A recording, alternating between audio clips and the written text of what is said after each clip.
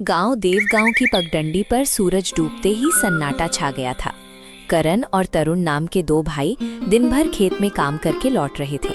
थकान तो थी ही, लेकिन सबसे बड़ी समस्या थी पेट की भूख। अरे यार तरुण, सुबह से कुछ खाया नहीं, अभी तो भूख से जान ही निकल जाएगी। यार मुझे भी हालत खराब लग रही है। चल किसी ठेले पे चलते हैं, जरा बढ़िया गर्मा गर्म समोसे खा लेते हैं। दोनों की आंखों में चमक आ गई। कुछ ही दूरी पर एक ठेला दिखा जहां पहले से ही 2-3 लोग गर्मा गर्म समोसे चटखारे लेकर खा रहे थे। पास जाकर देखा तो बड़े कढ़ाई में सुनहरे सुनहरे समोसे तल रहे थे और साथ में खिले खिले पकौड़े भी रखे थे। हरी चटनी और मीठी इमली की चटनी प्लेटों में सजाकर तैयार थी। भैया ये समोसे कितने के हैं? बस 100 रुपए प्लेट। इसमें 2 समोसे और चटनी मिलेगी। क्या 100 रुपए में सिर्फ 2 समोसे? जरा ज्यादा नहीं है भैया? अरे बाबू, महंगाई बहुत बढ़ गई है। तेल, आलू, मसाला सब महंगा है, इतने में ही दे सकता हूँ। अरे यार, मेरे पास तो सिर्फ 30 रुपए ही हैं। चल भाई, यहाँ हमारा काम नहीं चलने वाला, कहीं और देखते हैं। दोनों वहां से निकल पड़े। चलते चलते उनके कदम भारी लग रहे थे, लेकिन तभी थोड़ी ही दूरी पर एक जोरदार आवाज सुनाई दी। आओ आओ, सिर्फ 30 रुपए में अनलिमिटेड समोसे और चटनी।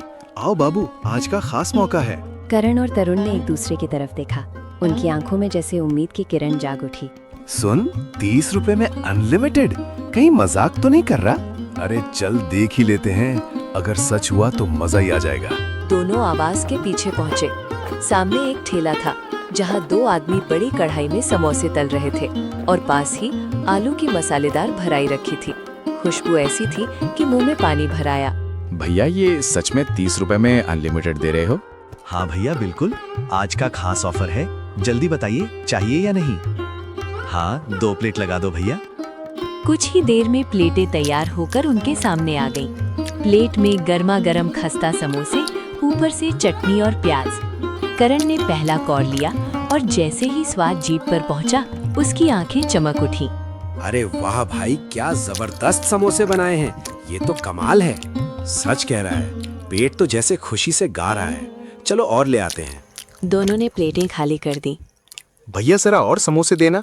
ठेले वाले ने झटपट प्लेट फिर से भर दी। दोनों खाने में डूब गए।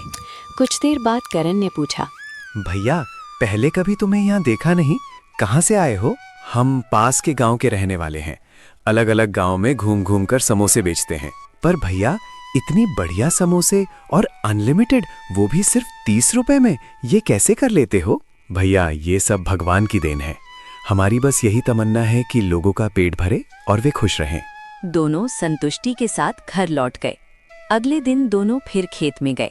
शाम को लौटते वक्त करण फिर उसी बात पर अटक गया।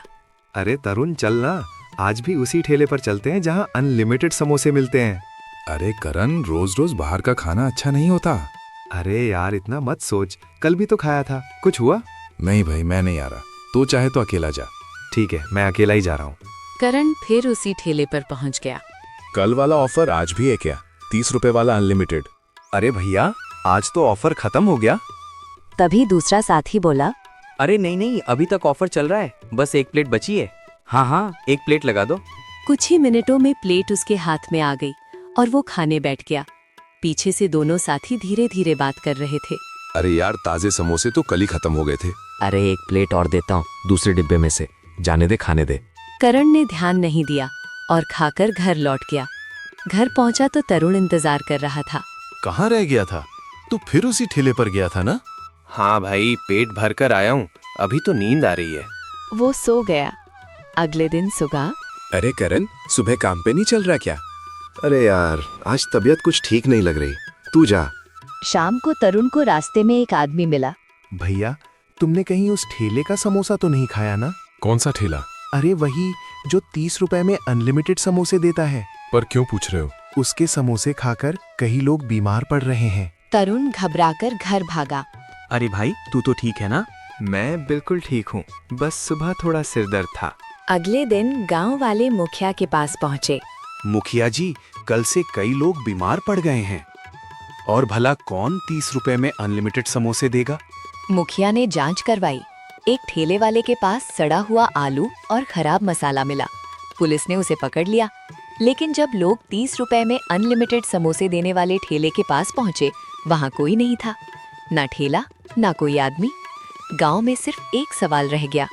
वे लोग थे कौन और कहाँ गायब हो गए?